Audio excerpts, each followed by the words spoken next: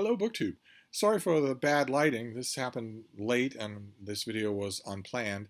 I made a few videos today earlier and then I decided to start a live stream. Uh, those of you who've been watching my little melodrama about live stream recently have known that I could not figure out how to announce a live stream and then make that announcement video live. So I thought that left me one other option, which is that I could always just start a live stream without an announcement video and just talk and gather, participants in the chat as I went along. I thought that's just fine. I cleared time in order to do that and tried that earlier today. I had a subject in mind, which was some suggestions for March of the Mammoths, March BookTube event in which we're all reading larger books. And sure enough, after a minute or two talking about that subject, people started showing up in the chat and we started having all sorts of lively conversations. That went on for about 20 minutes or so, and then I must have touched something, must have touched a button that somehow ejected me from my own chat. I could not return to the chat, and more importantly, I could not get it to stop. Even once I did turn off the computer completely, wait a few minutes, restart the whole thing, go back into the YouTube control studio, and go back to that live, it was still running. It is still running.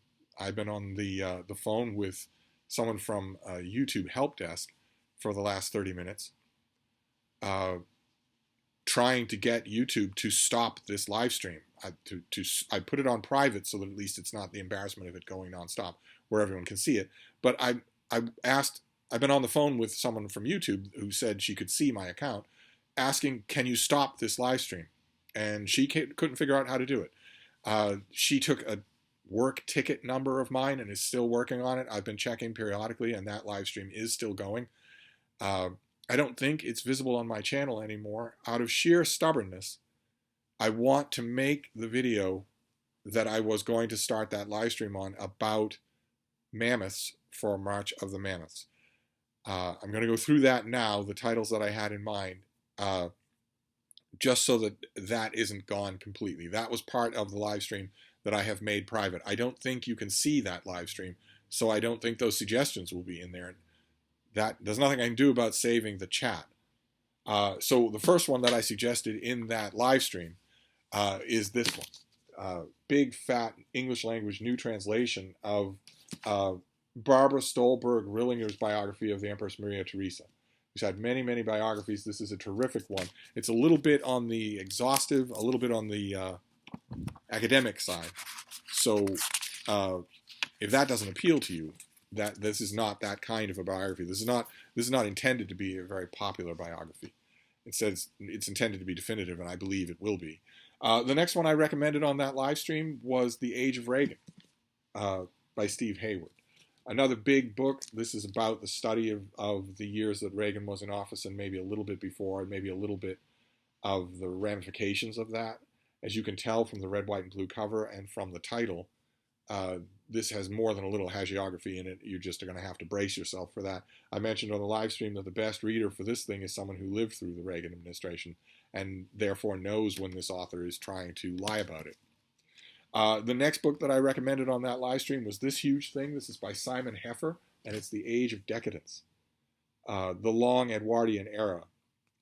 Great big thing that is really, really good, full of vibrant personality portraits, full of period color, art, and industry, and all that.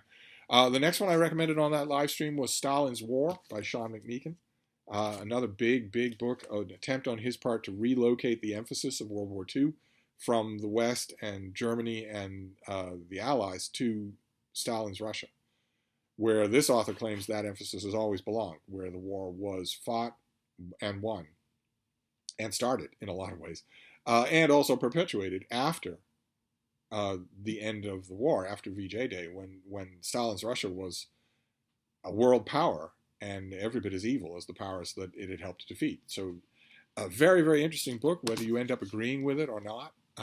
Then the last of the in-person books that I recommended on that live stream was this, the Son of Kumash, which is an enormous work of commentary on Jewish scripture, where you get the scripture, you get the translation, and you get tons and tons of commentary. If that's your thing, if you love that, where you've got all sorts of scholars just energetically debating each individual passage, and many scholars quoted from many different centuries, then you should hunt down a copy of that book because it's really, really good. In the chat of the live stream that is still going on, but that I don't think you can see, a number of people asked for Napoleon books. That came up over and over again. It was one of the themes of the chat this time around. And one of the books that I recommended, which actually is long enough for March of the Mammoths, was a book by Alexander Mcneeken, a book of his about Napoleon's wars in Europe. And one of the Mammoths that I want to recommend, it's too late for March of the Mammoths. I want to show you some forthcoming books that are over 800 pages long. And this is by Mcneeken. This is a big biography of the Russian General Kutuzov, who features in War and Peace and who was instrumental in defeating Napoleon on the European continent. I also want to recommend Brad Snyder's new book, Democratic Justice. This is about Supreme Court Justice Felix Frankfurter. And I don't remember the release dates for these, but this is a long book. This is over 1,000 pages. And if you are a Supreme Court biography junkie the way I am, you're not going to want to miss this. It's the biggest release in that subgenre all year long. Then there's this by Andrew Meyer. This is Morgenthau. And this is a 1,000-page biography, a 1,000-page look at this family of international brokers. Could end up being very boring if the author doesn't have a flair for writing about finance, high finance, then it could be boring, but it certainly fits the bill for a mammoth. And then the last one that I want to look at here is The World by Simon Sebag Montefiore, which is called A Family History, but it's not his family history. This is a gigantic history of the world as seen through ruling biological families. So not necessarily monarchies or even republics, but families, where the rule of countries has gone down in the hands of many illustrious and some non-illustrious families. I wanted to show those mammoths on that live stream, but I kicked myself out of it somehow, or maybe I didn't. Maybe the live stream just failed on its own, and I cannot stop it. And neither, at least at time of filming this video, can YouTube stop it. A YouTube technician saw my account. She was in the account. She was examining it in person. I gave her all my login information, and she said, I have no idea how to stop this. She also alluded, she didn't explicitly say, but she alluded to the fact that this has happened to other people, that this is not unknown. It's not a supernatural thing, that this is something that YouTube could have fixed. I'm pointing out here that YouTube makes billions of dollars in profit every year. In profit.